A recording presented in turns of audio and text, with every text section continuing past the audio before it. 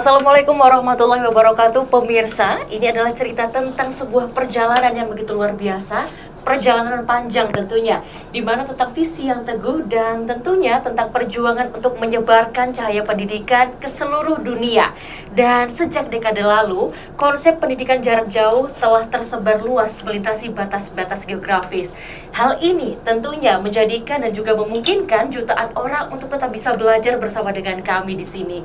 Tanpa harus meninggalkan tempat tinggal, belajar dari rumah dan juga belajar dari mana saja bisa. Hal ini tentunya telah menjelajahi bagaimana universitas terbuka menjadi salah satu pionir untuk menjadi dan juga membentuk jalan bagi pendidikan jarak jauh yang berkualitas serta teguh dalam posisinya sebagai perguruan tinggi negeri yang kompetitif. Dalam hari ini, dalam episode Universitas Terbuka sebagai pionir pendidikan jarak jauh, teguhkan prestasi dan juga posisi sebagai perguruan tinggi negeri berkualitas dan kompetitif. Bersama saya telah hadir, kita akan membahas lebih jauh bersama dua narasumber yang begitu luar biasa.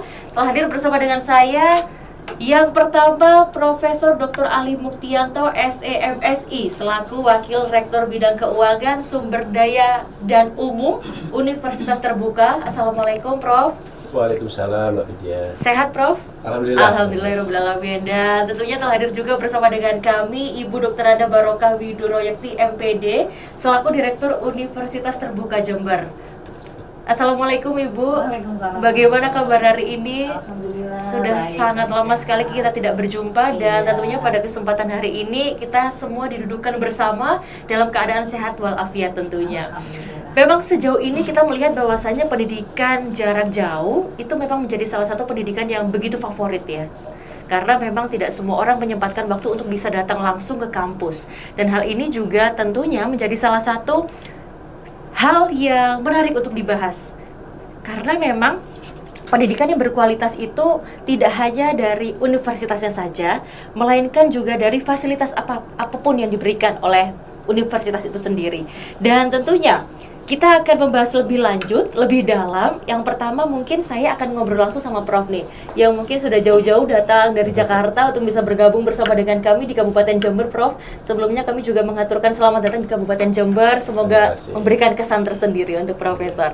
Baik, bagaimana sih Prof kira-kira peran Universitas Terbuka sendiri dalam mengubah paradigma pendidikan tatap muka yang memang bahasanya adalah bahasa konvensional ya, yang pada kesempatan kali ini menjadi pendidikan jarak jauh yang lebih inklusif dan juga terjangkau. Kira-kira bagaimana Prof? Ya, terima kasih Mbak Vidya dan pemirsa sekalian. UT hadir di tengah-tengah masyarakat kita itu awal mulanya adalah salah satu sebagai breakthrough atas ledakan jumlah lulusan SMA di sekitar tahun 80-an. Ketika pendidikan tinggi yang didominasi oleh modus konvensional itu tidak sanggup untuk menampung ya, jumlah lulusan yang sangat luar biasa. Nah, UT dihadirkan saat itu dengan membawa mandat salah satunya menampung lulusan SLTA yang tidak tertampung di perguruan tinggi tatap muka.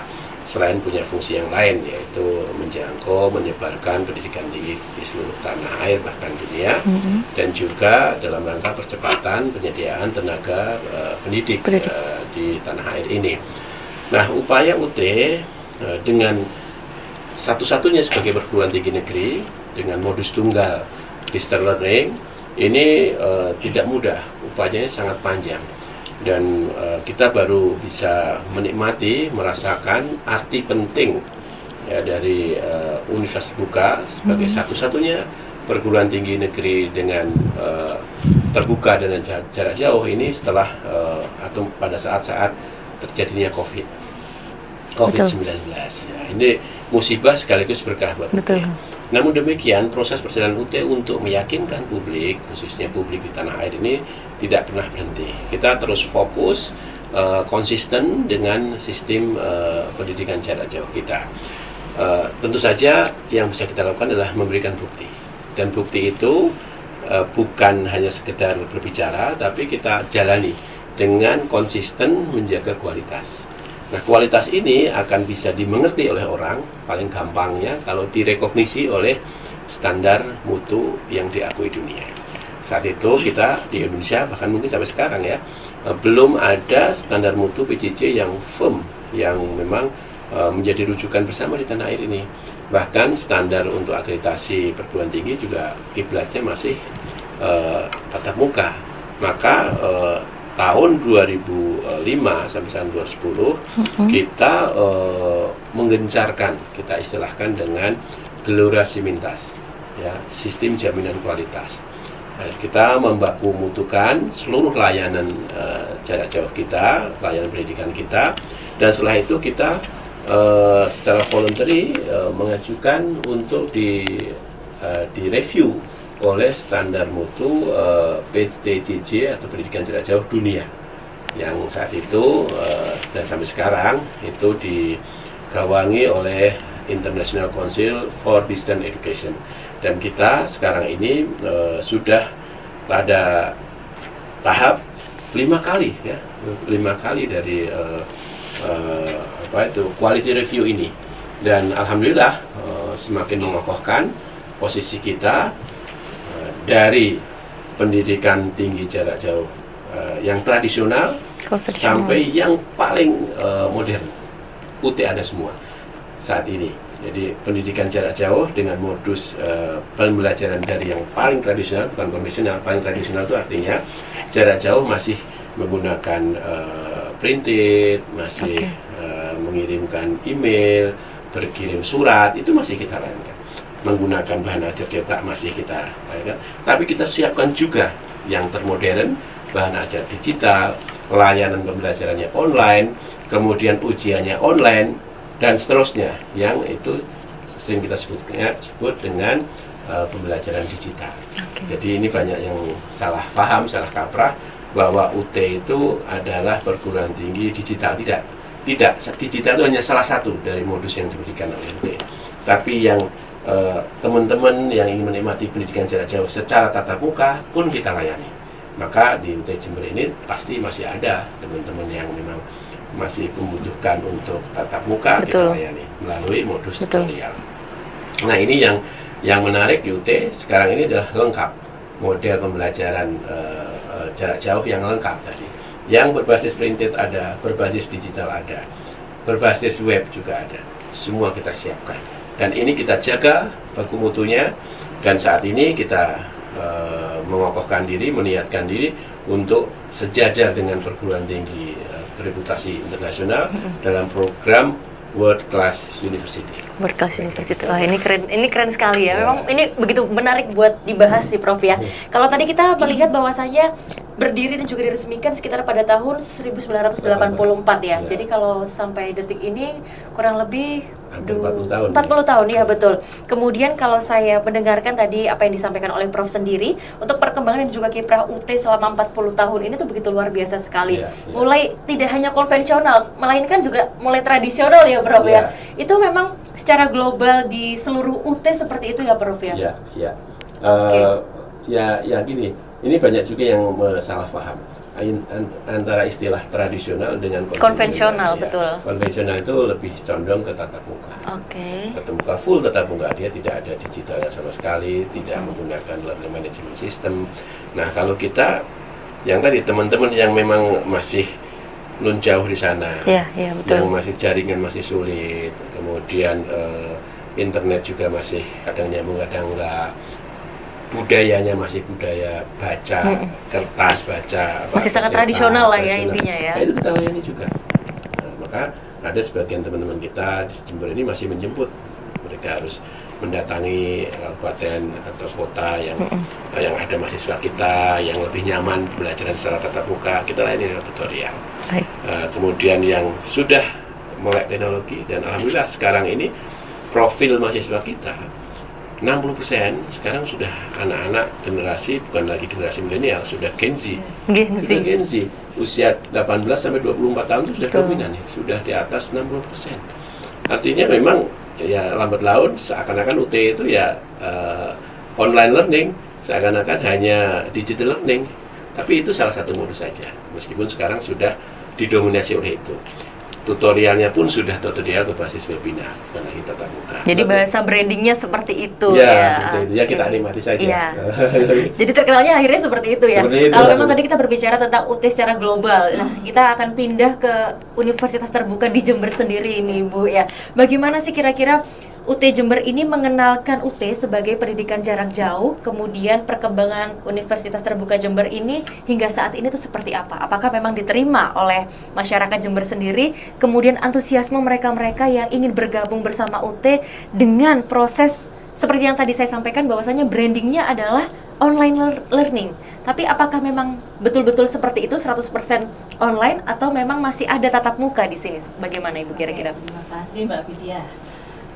Sebenarnya apa yang disampaikan oleh Prof. Ali tadi, sebenarnya itu UT Jember itu adalah bagian dari UT keseluruhan Universitas Terbuka ya, yang pusatnya ada di Tangerang gitu ya. Jadi UT Jember bukan berdiri sendiri, tetapi bagian salah satu unit layanan yang ada di daerah. Kami itu UT Jember itu adalah salah satu dari 39 UT daerah. Jadi memang tugas kami adalah mendekatkan layanan UT kepada masyarakat luas gitu.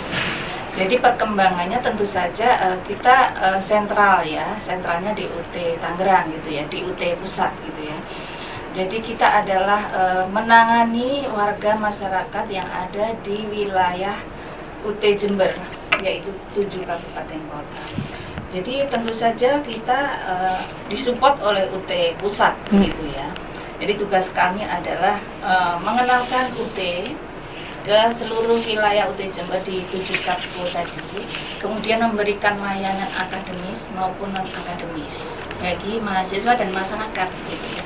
Jadi kalau akademisnya ya kita mulai dari proses rekrutmen mahasiswa ya, kemudian layanan pembelajaran, kemudian ujian, dan kemudian monitoring. Jadi semua program-program yang sudah ditetapkan oleh UT Pusat, UT Jember mengimplementasikan atau mendekatkan layanan kepada masyarakat gitu ya. Jadi seperti tadi kalau proses pembelajaran ya kita terapkan tadi yang disebutkan Prof. Ali, ada tatap muka juga. Betul. Karena memang kita akui bahwa masih banyak masyarakat kita di pelosok gitu ya, yang mungkin jaringannya itu belum sampai ke sana ya, atau mungkin dari sisi finansial juga Betul. kurang gitu ya. Jadi kita mesti menjemput ke sana gitu ya. Artinya kita memberikan layanan sampai ke pelosok wilayah UT Jember. Jadi saya kira begitu. Jadi mulai dari rekrutmen mahasiswa, sosialisasi kepada masyarakat luas yang kita akui memang belum seluruh masyarakat Indonesia itu mengenal dengan baik ya. Jadi mendengarnya UT itu kuliah online gitu saja, padahal di dalamnya ya ada tatap muka juga, ada webinar juga. Jadi kita lebih intensif mengenalkan itu pada masyarakat. Kita jalin kerjasama dengan pimpinan daerah, dengan lembaga-lembaga di luar sana, yang itu tugasnya UT daerah seperti itu. Justru memang hal ini yang menarik untuk dibahas Ibu, karena memang belakangan setelah COVID tadi, betul apa kata yang disampaikan Prof, bahwasanya COVID ini juga memberikan dampak negatif yang begitu luar biasa sekali. Tapi di samping itu banyak hal-hal positif yang bisa kita dapatkan. Salah satunya adalah pembelajaran online ini. Karena memang semakin kesini orang-orang yang bekerja pun masih membutuhkan pendidikan yang betul-betul tidak hanya S1, S2 seperti itu Ibu ya. Jadi memang hal ini menurut saya pribadi ini memang begitu positif.